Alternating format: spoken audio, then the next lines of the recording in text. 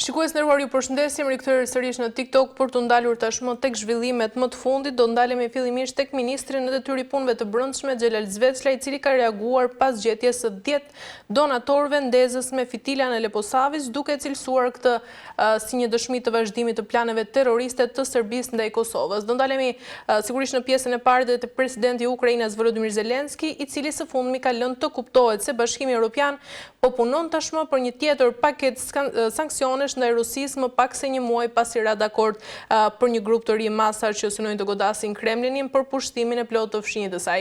Në pjesën e dytë do ndalemi tek Shqipëria, e cila hapi negociatat me Bashkimin Evropian për grup kapitullin e fundit, bujqësia dhe kohezioni. Delegacioni shqiptar kryesohet nga vetë kryeministri i Shqipërisë Edi Rama, dhe ndërkaq do ndalemi në fund te ish kryeministri Sali Berisha, i cili ka marrë në dorë edhe fletëthirrjen e tretë nga SPAK për krimin shtetëror të 21 janarit. Për të ndalur në pjesën e parë, ndjekim insertin dhe rikthehemi.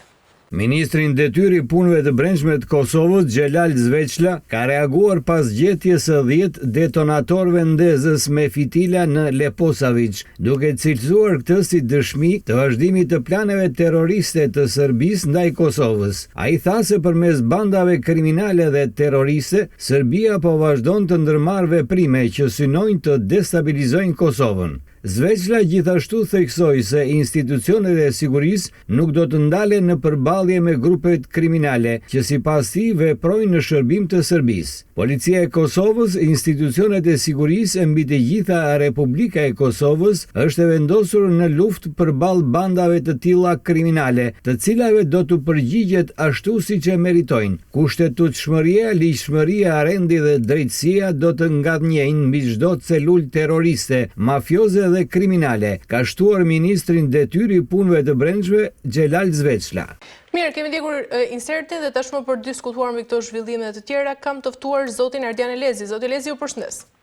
Përshëndetje nderuar, kënaqësi për ftesën. Kënaqësia është e imja. Zoti Elezi, tani si me insertin që dëgjuam së bashku, si e lexoni ju gjetjen e 10 donatorëve në Leposavić dhe nga ana tjetër, a tregon kjo për një fazë të re të organizimit paramilitar serb në veri të Kosovës?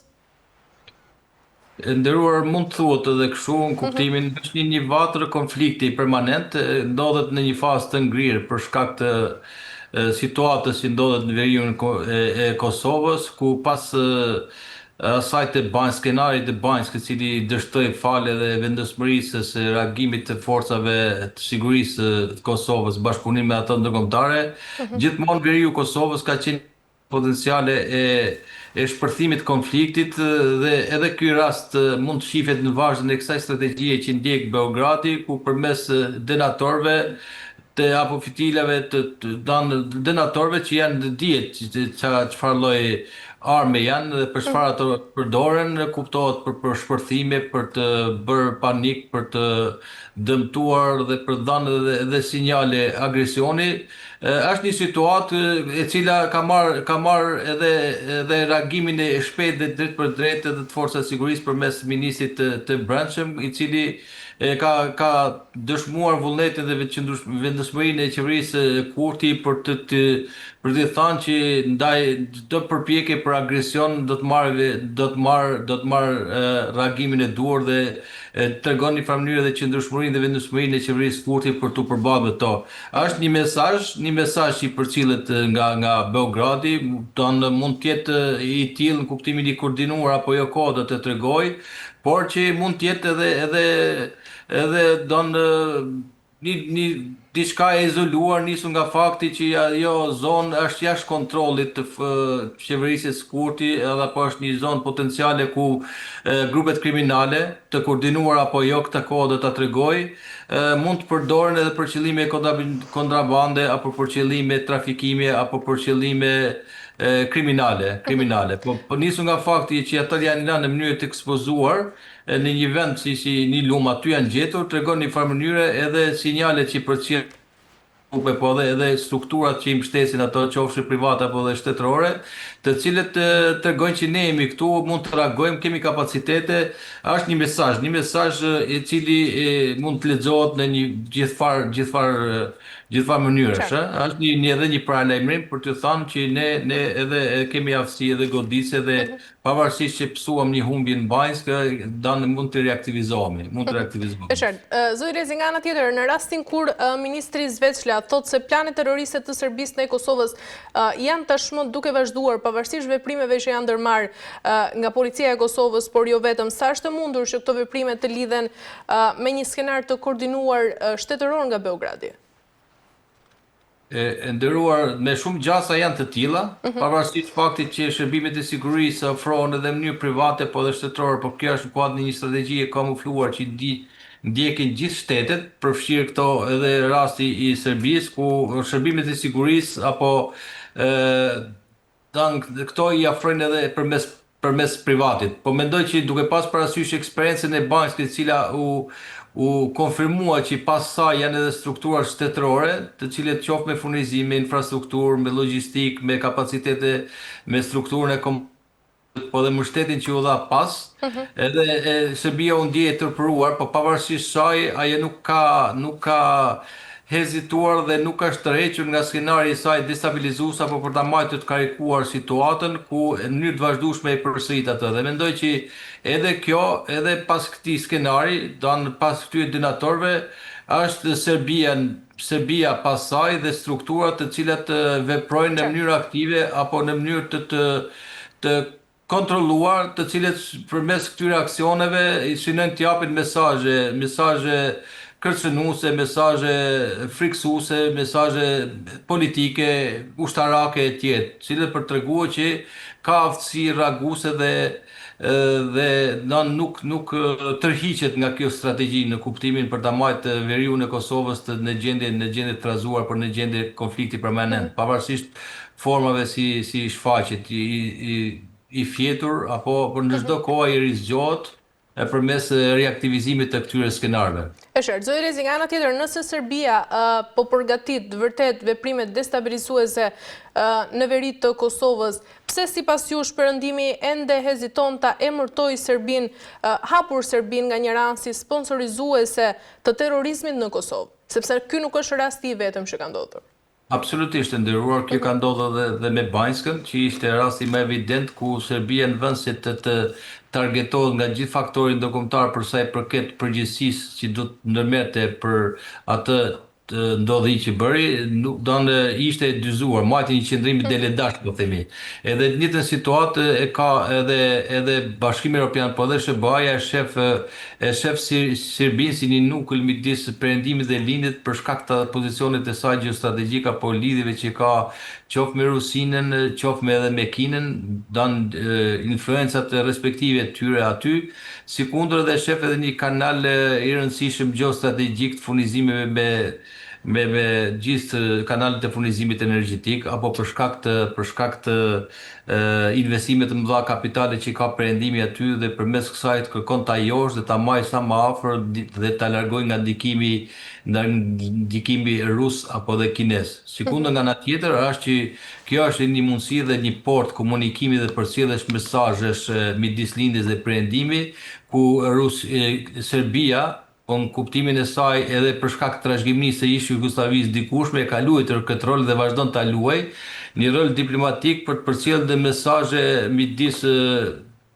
midis perëndimit dhe lindjet, sidomos Rusisë dhe SBA-s dhe Bashkimit Evropian nga ana tjetër. Do të thotë që është një mundësi e komunikimi përmes një detare komunikimi dhe një port me cilën mund shkëmbehen qoftë në kuptimin diplomatik, po edhe përmes shërbimeve sekrete, po edhe për shkak të asaj që janë investimet e mëdha në Serbi, karakter strategjik që ka perëndimi, investimet kapitale shumë të mëdha në raport me gjithë shtetet tjera të Ballkanit, po nga ana tjetër edhe për shkak të vetë pozicionit strategjik që ka në kuptimin e një force ushtarake krahasimisht me shtetet tjera që përbën një kërcënim që mund të reaktivizohet, ka anë ekonomike, ka investimet që u thanë, sikundër edhe rëndësinë gjeostrategjike që nuk humbjohen për shkak të kanaleve të komunikimit dhe lidhjes midis lindjes dhe perëndimit, por edhe midis Evropës dhe Jugut. E qartë. Dhe Jugut ku çdo furnizim i këtyre e kalon përmes këtij rrjeti, këtij rrjeti, përmes do të themi Jugosllavisë, nga këtu për në Evropën qendrore dhe në perëndimore. Qartë, Elezi, çfarë rreziku real paraqesin këto celula kriminale dhe terroriste që përmend ministri Zveçla dhe apo flasim këtu për grupe të shpërndara apo struktura të organizuara me kapacitet të lartë operativ?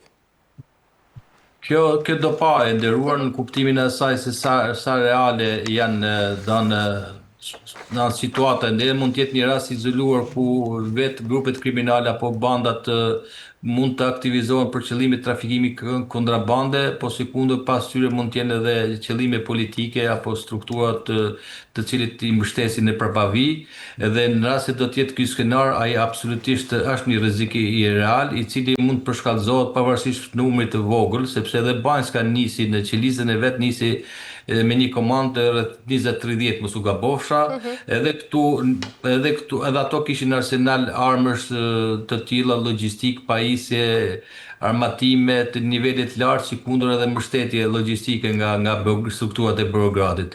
Po ndërkohë fakti që u gjetën denator dhe kemi parasysh është një armë në kuptimin e një armë me natyrë terroriste, dëmet të cilës janë të tilla saqë nuk mendohen, kemi parasysh shpërthimet që mund të bëjnë infrastrukturës logjistike dhe kemi parasysh efektet që prodhohen nga pasojat që lindin nga përdorimi i këtyre armëve, dhe si tilla ai shihet në nivel i lartë të rrezikut dhe kërcënimit dhe ka arsye për ta konsideruar si të tillë. Domethënë strukturat e sigurisë të Kosovës do ta vlerësojnë në mjedisin e krijuar një rrezik real potencial i cili do të parandalohet për shkallëzimi i tij, sepse mund të nisi i tillë si një test nervash, si një për të parë reagimin dhe kundërreagimin që kanë strukturat dhe aftësinë reaguese të strukturave të sigurisë Kosovës, sa gatishmëri ato kanë, sa të koordinuara ato janë, sa mbështetje do të ketë perëndimi, sa e ndjeshme do jenë strukturat e nivelit dytë sigurisë si Bori në NATO apo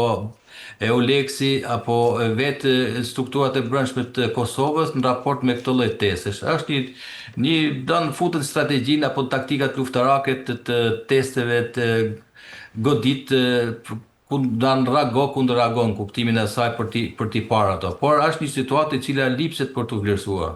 Qartë. Mirë, zë Elezi, për të kaluar tek një tjetër çështje, ndjekemi insertin dhe rikthehemi. Presidenti i Ukrainës Volodymyr Zelensky së fundmi ka lënë të kuptohet se Bashkimi Evropian po punon për një tjetër paketë sanksionesh ndaj Rusisë, më pak se një muaj ra dakord për një grup të ri masash që synojnë të godasin Kremlinin për pushtimin e plotë të fshinjtë të saj. Pyetja e parë është se sa shpejt mund të dalë një pozicionim i ri. Diplomatët e BE-s me të cilët Radio Europa e Lirë folin në kushtimin e anonimitetit thonë se dyshojnë se masat e reja do të paraqiten para Krishtlindjeve.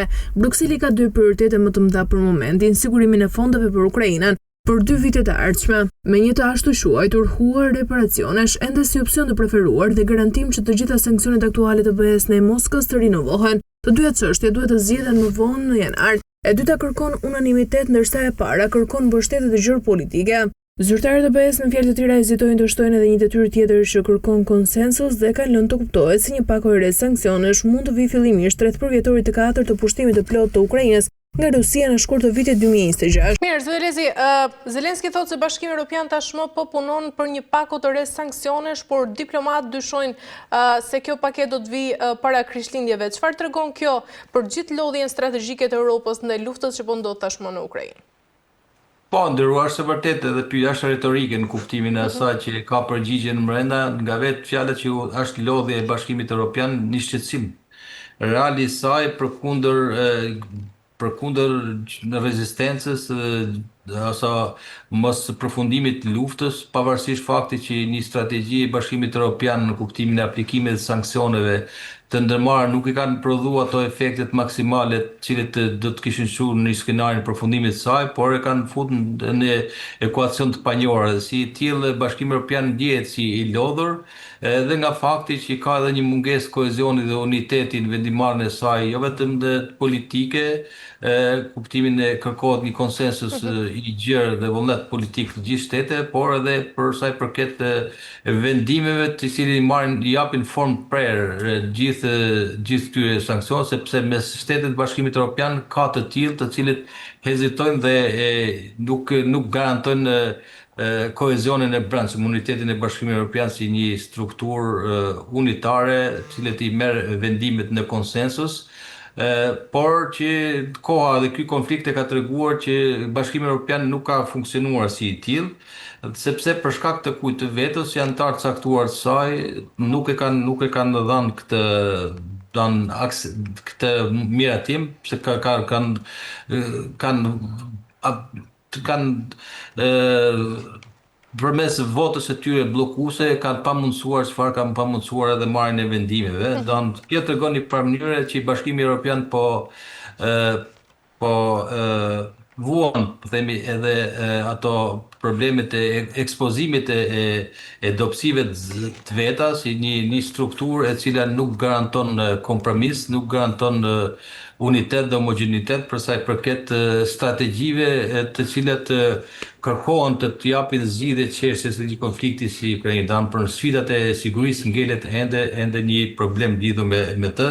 Sikundër janë edhe problemet e brendshme, të cilat reflektojnë edhe në vendimet që marrin shtetet e caktuara të Bashkimit Evropian, ku për shkak të lodhjes, për shkak të kostove, për shkak të durimit, për shkak të faktit që efektet e kësaj lufte janë ndjerë gjithandej, emigracionit, ana ekonomike dhe financiare, kur ka bërë që vetë shtetet e caktuara të Bashkimit Evropian të jetë edhe në përballë presionet të popullsisë dhe shoqërisë civile të tyre, të cilët kanë qenë më të matura dhe hezituese për sa i përket strategjisë së zgjedhur për vazhdimin e luftës dhe strategjisë për mbështetjen pa kursye të Ukrainës, për të dalë një skenar tjetër, për një skenar tjetër ku edhe këto mbështetja ushtarake janë të tilla saqë edhe ato kanë kufizime dhe limitet e veta, dhe rasti i këtij konflikti tregoi që vetë Bashkimi Evropian është i tillë saqë nuk i përballon vetë problemet e veta të mbrojtjes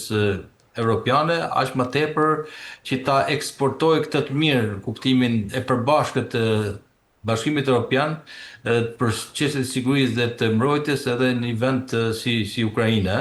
Do të thotë që Bashkimi Evropian nuk është i mirë orientuar në kuptimin e një shteti unik, në raportin e saj geopolitik, geostrategjik për shkak të bizotërimit të interesave nacionale apo individuale të shtetet e caktuara. Kemi rastin e Hungarisë, kemi rastin e Slovakisë, kemi rastin së fundi edhe Greqia është e dyzuar, sikundër edhe këto shtetet të cilët kanë një lloj shtetet detare më së shumti, Kipro dhe Malta, të cilët e kurzojnë qëndrimet të vendimet e tyre në raport me sanksionet apo zhirimin e sanksioneve varësisht nga raportet kosto-përfitim të interesave të tyre shtetërore.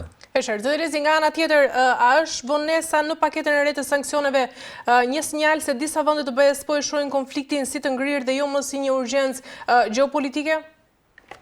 Po, edhe kështu mund ta shihet e nderuar, sepse në rastin fillimet e veta ishte çdo gjë u justifikuar dhe për interesa gjeopolitike, ku Rusia dhe ky konflikt i nisur pas një kërcënim për të ardhmen e Bashkimit Evropian, ishte po themi një përplasje gjeopolitike midis perëndimit dhe lindjes, po koha tregoi që këto interesa tashmë nuk po mbizotrohen dhe nuk janë primare, pavarësisht qëllimit fillestar, po janë interesat nacionale të çdo shteti, i cili, siç e thash, heziton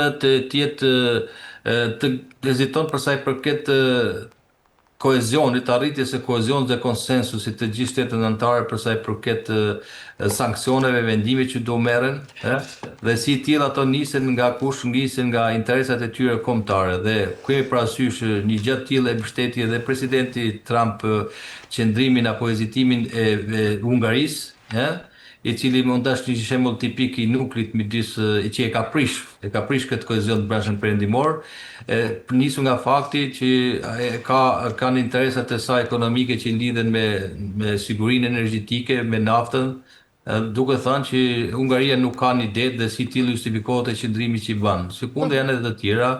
Slovakia, për shembull, e lidh me sigurinë e saj energjetike kryesisht me gazin, ndërkohë që shtetet tjera të jugut, si ato ishullore, të cilet në ekonomia e cilet lidhet me kanalet e furnizimit, kemi parasysh Malta dhe Kipro, ku burimi kryesor i të ardhave në buxhetin e tyre shtetit është pikërisht të ardha që gjenerohen nga kush, nga industria detare e flotës.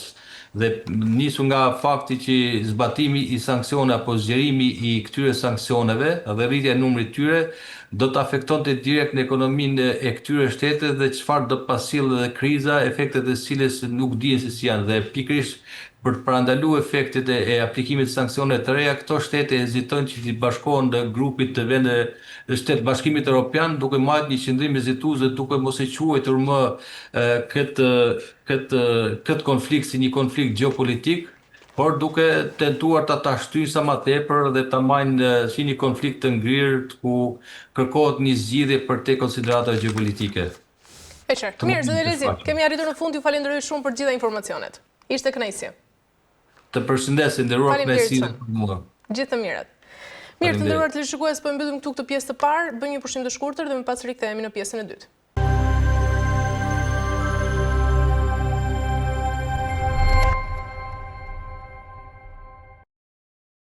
Mirë, të nderuar televizionistët, jemi rikthyer tashmë në pjesën e dytë, ndalemi tek zhvillimet në vendin tonë. Fillimisht ndjekim insertin se çfarë ka ndodhur ditën e djeshme dhe më pas rikthehemi.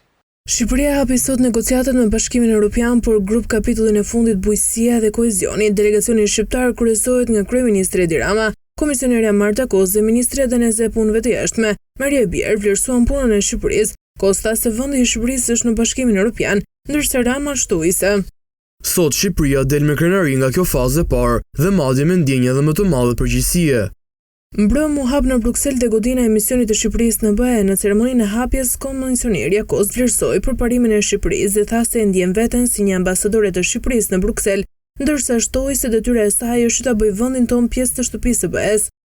E ndjej veten, ndjes si ambasadorën e 4 të Shqipërisë këtu në Bruksel, po ju po jepni rezultate. Arsyeja e dytë është se ju nuk po flisni vetëm, ju po realizoni. Ne shohim veprat. Duke mbyllur më tej fjalën, kjo është shtëpia juaj e re. Detyra ime është ju sjell ju, Shqipëria në shtëpi, në Europë. Kryeministri Edi Rama theksoi se dikur në Bruksel binte shi e bënte ftohtë duke i referuar ndasive në qendrim, ndërsa tashmë është ndryshe, me mbështetjen e madhe që po jep Unioni. Dikur kur vinim, binte shi e bënte ftohtë jashtë dhe binte shi e bënte ftohtë brenda. Tashmë është ndryshe. Çfarë do të ketë jashtë, brenda bën ngrohtë dhe është plot energji pozitive. Fytyra pozitive dhe buzëqeshje të këndshme. Deri më tani Shqipëria ka hapur 5 nga 6 grup kapitujt negociues. Mirë, kemi ndjekur insertin dhe sot për diskutuar mbi këto zhvillime dhe të tjera kam të ftuar profesorin Alfred Halilaj. Profesori, ju përshëndes. Përshëndetje dhe faleminderit për ftesën. Kënaqësi. Profesor, ta nisim me insertin që sapo dëgjuam së bashku. Pra sa i rëndësishëm është hapja e këtij grup kapitulli të fundit dhe jemi realisht para një faze ku Shqipëria do të adresohet drejt Bashkimit Evropian. Nuk ka, besoj, shqiptar, jo vetëm në kufit tan politik, por për te kufive tan politik, që të mos jetë dakord për përparimin e integrimit të Shqipërisë në Bashkimin Evropian. Dhe kjo është një çështje e cila i ka marrë të gjitha vlerësimet e popullatës shqiptare, e popullit shqiptar. Shqipëria hapi sot negociatat me Bashkimin Evropian për grup kapitullin e fundit bujqësia dhe kohezioni. Delegacioni shqiptar kryesohet popullit shqiptar në raport me procesin e integrimit në Bashkimin Evropian. Duke thënë këtë, ne duhet të përjashtojmë nga problemi popullin, sepse shpesh herë në mënyrë të padrejtë zhvendoset faji tek populli dhe faji nuk shkon atje ku është me të vërtetë, që është politikanët shqiptarë të këtyre 34 viteve, të cilët kanë qenë përgjegjësit kryesor për t'u përgjigjur nevojës së shoqërisë shqiptare për të bërë si gjithë Evropa, por edhe në frymëzimin fillestar të studentëve të vitit 90. E para në të këndvështrim, askush nuk është kundër këtij procesi, e kundërta është e vërtet. Të gjithë kanë kërkuar dhe kërkojnë avancimin e Shqipërisë në Bashkimin Evropian. Duke ardhur tek rasti konkret, tek hapja e negociatave për një grup kapitull të ri, dhe që nga pak po shkohet drejt fundit të hapjes së negociatave për të gjithë grup kapitujt. Çështja është se Shqipëria ne kemi qenë një vend që disa herë gjatë tyre viteve kemi hapur dhe mbyllur negociata njëkohësisht. Jemi gjendur her pas here në avancimin ton të papritur, sa herë kur gjeopolitika europiane ka ndryshuar dhe për shkak të këtij afrimiteti që Ballkani ka me Bashkimin Evropian, humori i avancimit të negociatave fatkeqësisht lëviz edhe në përputhje me gjeopolitikën botërore. Kështu që vërehet që ka një kujdes të shtuar të Bashkimit Evropian për të ndërtuar një shpejtësi tjetër në drejtim të integrimit të Ballkanit në BE. Kjo për shkak të gjeopolitikës, për shkak të luftës në Ukrainë, për shkak të situatës në lindjen e mesme, për shkak të mënyrës se si Shtetet e Bashkuara të Amerikës sot po komportohen në planin ndërkombëtar, kështu që avancimi i Ballkanit është një nevojë dhe tregohet, dëshmohet qartë edhe nga qëndrimet e Marta Kos, të cilën e falenderojmë që është kthyer në ambasadoren tonë. Shpresojmë që këto fjalë mos jenë fjalë, po të jenë edhe akte dhe veprime. Duke i thënë të gjitha këto, kur ne ballafaqohemi me realitetin konkret, sepse një gjë është të shkruash në letra, një gjë është të ballafaqosh në dokumenta, dhe një gjë është të shikosh realitetin konkret. Dhe po ju them që Bashkimi Evropian është një organizëm shumë serioz, kur vjen puna në çekimin e çdo kriteri të përmbushur. Nuk falin siç na fal me dashuri Marta Kosne. Pra ato vlerësojnë çdo element hap pas hapi të përmbushjes së atyre angazhimeve të cilat detyron hapja e këtyre grup kapitujve.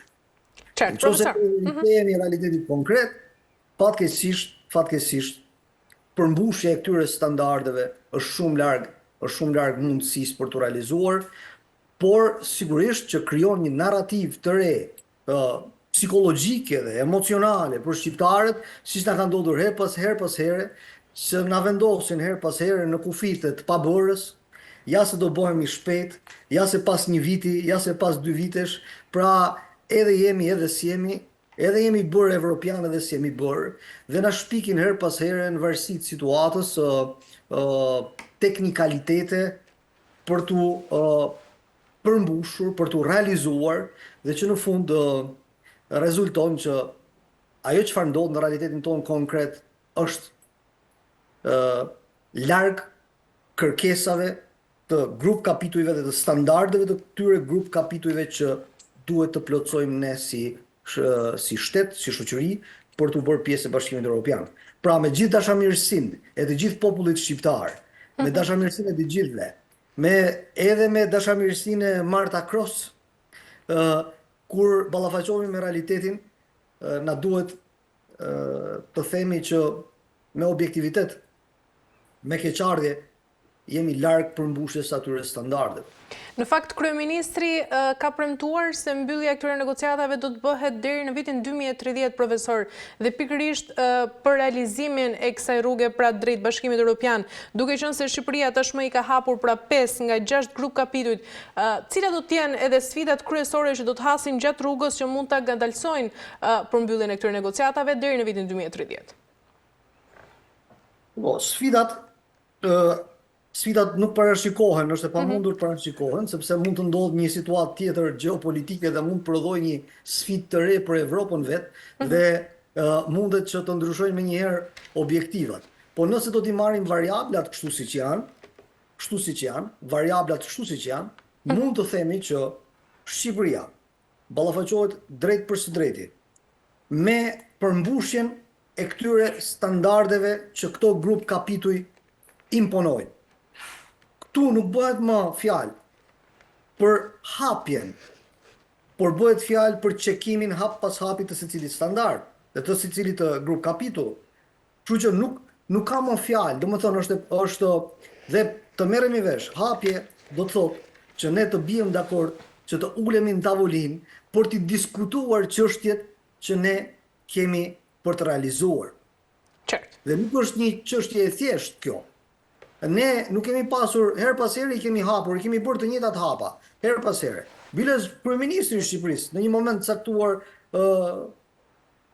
ndezi fishek zjarre në kryeministri, na shfaqi sikur ne tashmë u bëm pjesë e Bashkimit Evropian. Domethënë një propagandë qeveritare, në fakt që i shkon për shtat vetëm këtij kryeministrit ton, sepse është mjeshtër, është specialist i përdorimit të propagandës, por fatkeqësisht ne jemi në vend numëro. Sepse nga do t'i marrësh të gjitha këto standarde. Le ta marrim mjedisin, që flitet jashtëzakonisht shumë.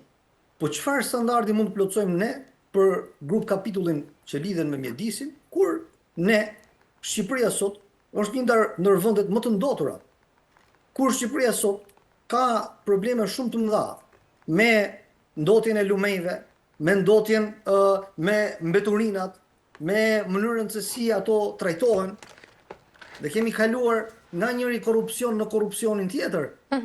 Dhe këtu nuk ka diskutime të tipit që, tani e kemi hapur grup kapitullin për mjedisin edhe hajde të flasim për të. Çfarë do flitet aty? Do flitet për inceneratorët? Do flitet për skemat mashtruese dhe që tashmë të gjitha janë publike dhe janë marrë vesh nga të gjithë, edhe nga njerëzit e zakonshëm që s'kan lidhje me ato çështje, e dinë, e kuptojnë se çfarë ka ndodhur. Merri me radhë grup kapitujt e tjerë. Çfarë do flitet për arsimin, supozojmë? Ku është arsimi sot? Cili është niveli? Çfarë përputhje ka midis kërkesave të Bashkimit Evropian dhe çfarë prezantojmë ne? Sa financohemi? Çfarë standardesh kemi plotësuar? Sepse ne kuptojmë fatkeqësisht sikur mjafton të kesh një godinë, le që edhe godina s'ka, le që në zonat caktuara të Shqipërisë për shkak të rrudhjes demografike ne kemi vende në të cilat shkollat nuk funksionojnë.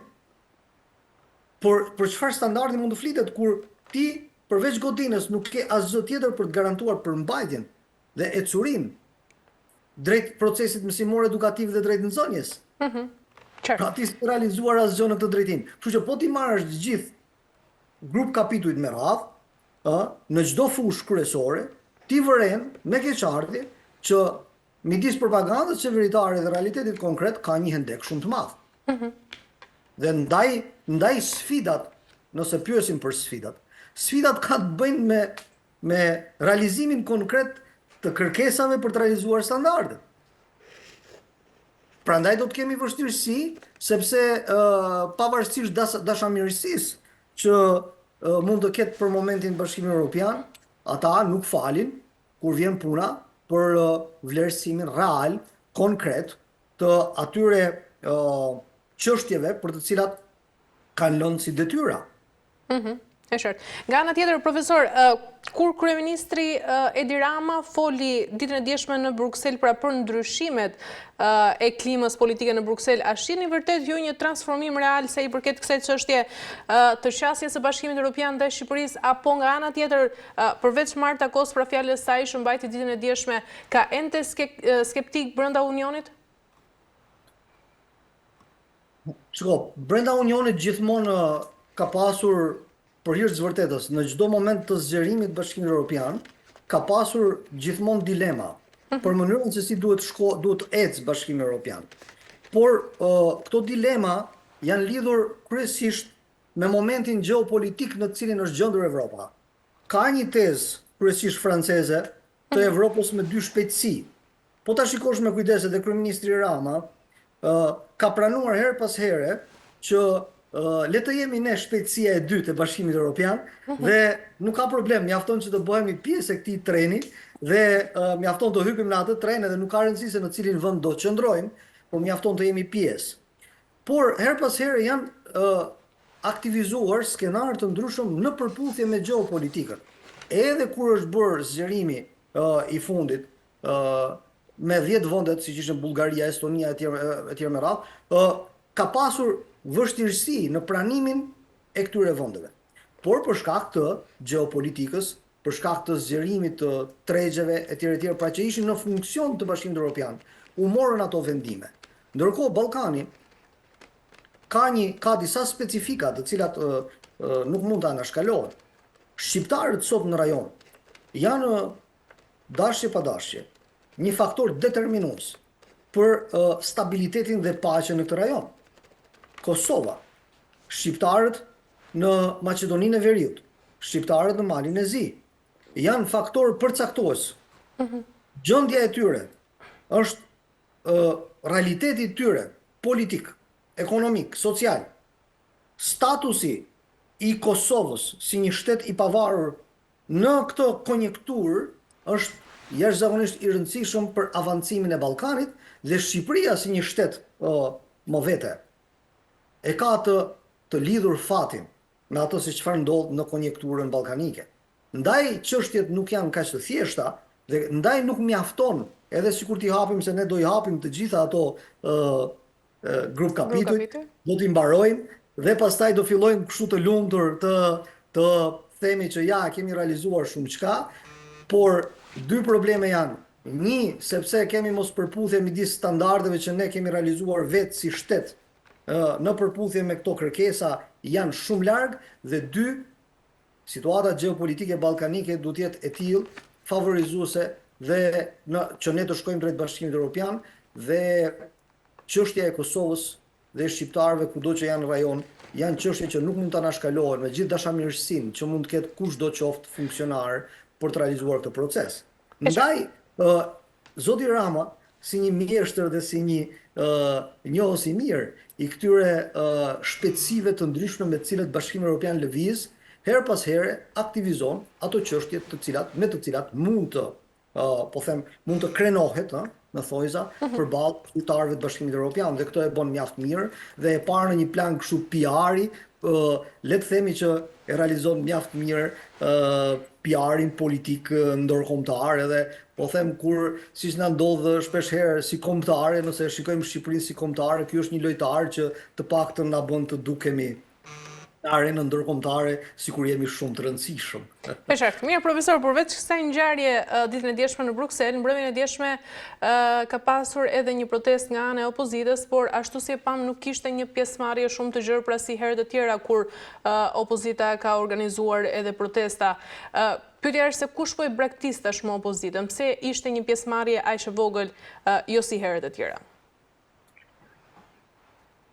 Kjo tani është një çështje e vërtetë. Do thënë, kjo është një çështje e cila në planin e përgjithshëm politik tregon se si është rrugë skena politike shqiptare dhe në vetvete demokracia shqiptare.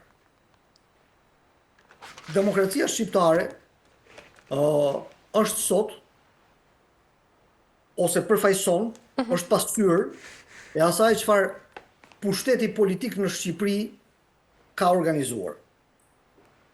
Në një shtet, aq më tepër një shtet të vogël si Shqipëria, është e mundshme që ti të ndërtosh autokraci, monokraci, diktaturë, siç e kemi kaluar për 50 vite. Pra çfarë do lloj sistemi që kërkon të ndërtosh, ti mundesh ta ndërtosh për shkak se jemi një vend i vogël me një traditë shumë pothuajse inekzistente demokratike, dhe lideri politik që është në pushtet, po të doj, bllokon çdo mundësi, bllokon çdo rrugë dhe nuk e lejon veprimin e demokracisë si sistem.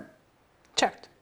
Pra, e bëra këtë parantezë për të thënë që opozita nuk është gjë tjetër veçse një asyr e mënyrës se si pushteti politik në Shqipëri është se ndërtuar, është krijuar.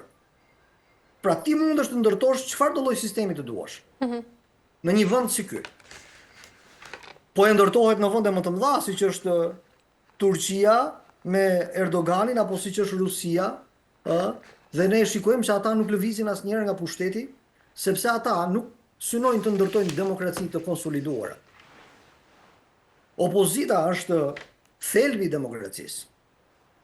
Ndaj, mënyra se si është trajtuar opozita në këto, po them 8, ka 12 vite nga pushteti, është e tillë që e ka rrudhur kohë pas kohe, ditë pas dite, mundësinë që të ketë zëra opozitar, që të frymëzojë opozita.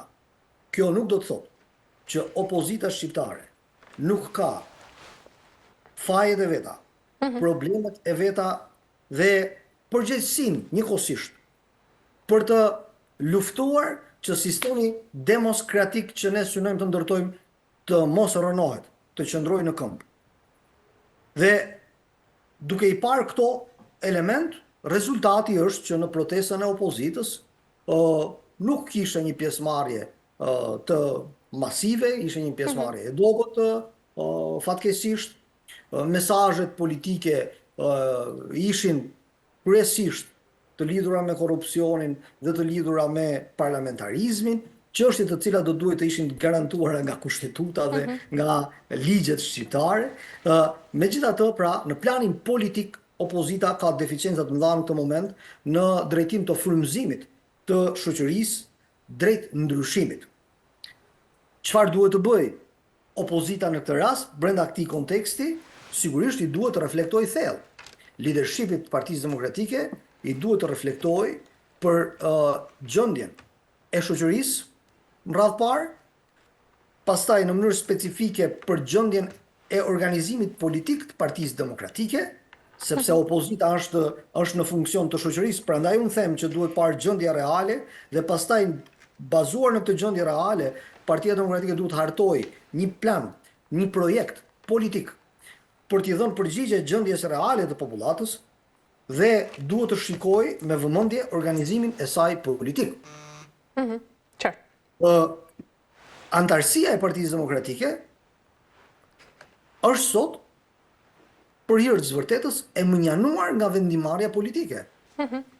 Ndaj do duhet që të rikthejmë në organizimin deg më deg, seksion më seksion, individ për individ, çështje për çështje, zonë për zonë, për të ndërtuar një ballafaqim me zhvillimet shoqërore dhe 2, një organizim politik me një vizion të ri politik që jep përgjigje problemeve të shoqërisë shqiptare sot. Qartë. Mirë, profesor, për të kaluar tek një tjetër çështje, ndjekim një tjetër insert dhe më pas rikthehemi së bashku. SPAK konfirmoi thirrjen e kreut të Partisë Demokratike Sali Berisha për të pyetur për dosjen e 21 janarit, ku u bën jetë në 4 protestues. Në një njoftim publik, prokuroria e posaçme bën me dije se Berisha ka nënshkruar urdhër thirrje, teksa zbatoi këtë të hënë masën e sigurisë detyrim paraqitje. Sot më datë 17/11/2025 gjatë zbatimit të masës detyrim paraqitje në prokurorinë e posaçme, Sali Berisha është njoftuar dhe ka nënshkruar urdhër thirrje lidhur me procedimin penal numër 138 të vitit 2024, çështja 21 janarit, përmes së cilës si kërkohet të paraqitet në prokurorinë e posaçme në datë dhe orën e caktuar, thot SPAK-u. Berisha në dalje nga SPAK deklaroi se nuk ka marrë një fletëthirrje deri më sot. Kto janë gjërat jo, një minutë. Sepse ju duhet të qëndroni fort ndaj këtyre akteve të papërgjegjshme dhe të turpshme. Njoftim quhet kur një person merr përsipër ta njoftoj ose kur njoftohet direkt personi. Në mënyrë absolute, nga data 3 gjersot, asnjë person nuk më ka ardhur të më thotë orë dhe datë, të më dorëzoj një letër, dhe asnjë person nuk rezulton të ketë marrë përsipër një gjë të tillë. Mirë, profesor, sa rëndësishme është fakti pra që SPAK i ka dorëzuar ish kryeministrit Sali Berisha fletëthirrjen e 3 për 21 janarin, pikërisht në momentin që ai është paraqitur pra për një tjetër çështje, dhe a mund të jetë kjo nga ana tjetër një taktik për të shmangur çdo justifikim nga ana tjetër? Po, sigurisht. Ka dy, siç e shikoj unë në mënyrë modeste.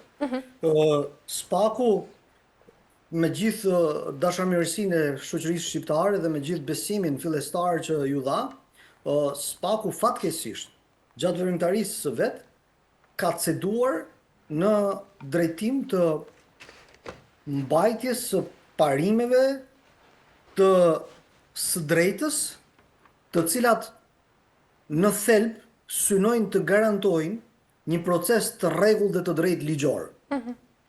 Dhe her pas here, SPAK-u është parë edhe nga mënyra se si është komportuar, si një instrument politik, ndoshta edhe pa dashjen e vet, her pas here, por si një instrument politik i qeverisë.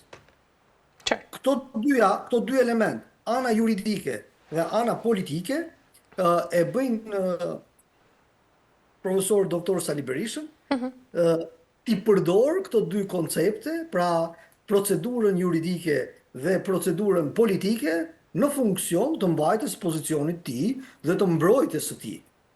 Pra, e para, garantimi i një procesi të drejtë është i domosdoshëm të kalojë përmes procedurave standarde juridike. Procedurat në një proces gjyqësor janë themelore për të garantuar më pas gjykimin e drejtë, sepse kur nuk zbaton procedurën dhe prandaj nga pikpamja e jurisprudencës, ajo mbetet një hallk e domosdoshme për të realizuar procesin e rregullt ligjor. Në fakt, profesor, nga ana ligjore, çfarë vlere ka vetë pretendimi i zotit Berisha se njoftimi nuk vlen nëse nuk është dorëzuar personalisht? Për sa kohë nuk është dorëzuar dhe për sa kohë proceduralisht do duhet të ndodhë kështu, ai ka të drejtën të thotë që mua nuk më ka ardhur. Pra këtu që të kuptohemi, doktor Berisha është në një moment të mbrojtjes së tij juridike dhe politike dhe përshfaqjes së tij politike. Kështu që kjo është krejt legjitime që ai të përdorë këto çështje të procedurës në funksion të mbrojtjes së tij, dhe këtu s'ka asgjë për tu habitur. Dakor? Ama SPAK nuk ka sepse e ka provuar disa herë, nuk ka sepse bie në grackën e moszbatimit të rregullt të procedurave. Se që kur ndodh kjo, tregon që ka një, po them, ose një prepotencë, ose një nënvlerësim të procedurës ligjore, dhe që kushdo qoftë personi që është në akuzë, do të shfrytëzoj, çdo avokat në botë do ta shfrytëzoj këtë si një moment negativ në procesin e rregullt ligjor, kështu që nuk ka asgjë për të habitur këtu. Nga ana tjetër është ballafaqimi politik i doktor Berishës, i cili për hir të vërtetës nuk ka mohuar asnjëherë që ai do shkojë në ballafaqim me prokurorinë dhe ka qenë gjithnjë i gatshëm, paktën publikisht kështu është transmetuar, për të folur për çështjen e 21 janarit.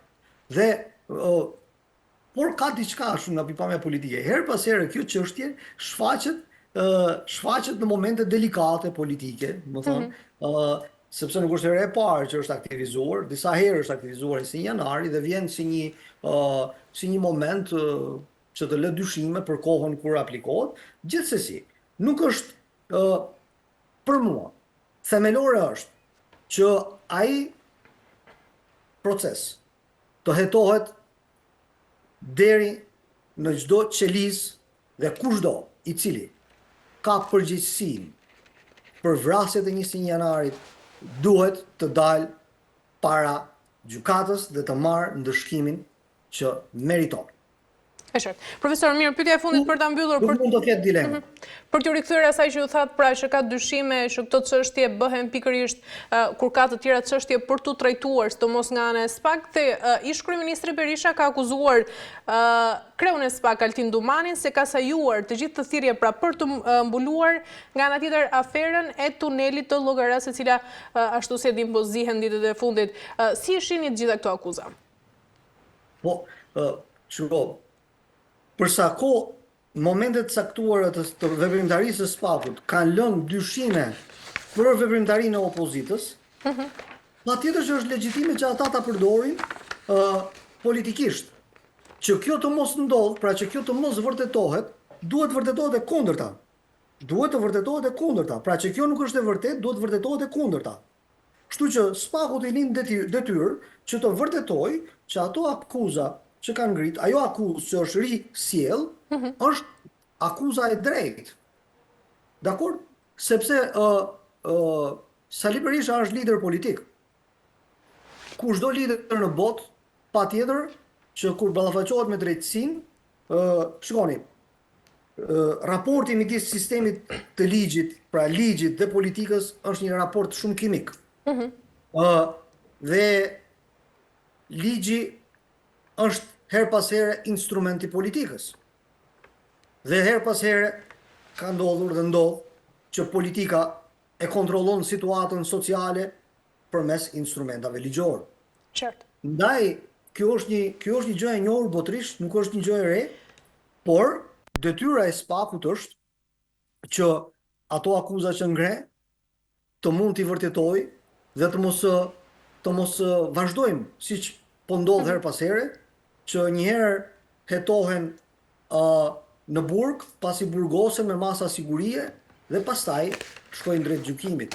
Gjykimi duhet jetë i drejtë, paraprak, i drejtë të garantoj që secili të marrë në mënyrë restitutive dhe jo represive, siç është shfaqur her pas here SPAK-u, një sistem të së drejtës.